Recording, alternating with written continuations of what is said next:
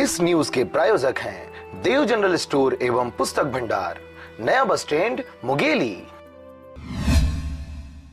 जिला रोजगार एवं स्वरोजगार मार्गदर्शन केंद्र मुंगेली द्वारा प्लेसमेंट का आयोजन किया जा रहा है। यह कैंप जिले के औद्योगिक प्रशिक्षण संस्था जमकोर में सुबह 11 बजे से 3 बजे तक आयोजित की जाएगी।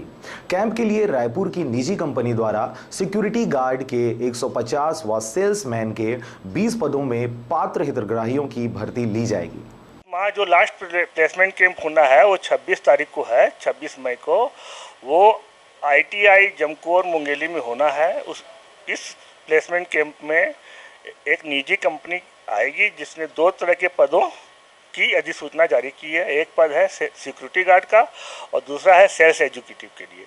तो सिक्योरिटी गार्ड के पद 150 है और सेल्स एग्जीक्यूटिव के पद 20 है।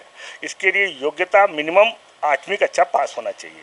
और इसी तरह हम लोग प्लेसमेंट कैंप जो है हर माह 1 या 2 करते रहते हैं। डिपेंड करता है कि हमारे पास कितनी वैकेंसी आती है।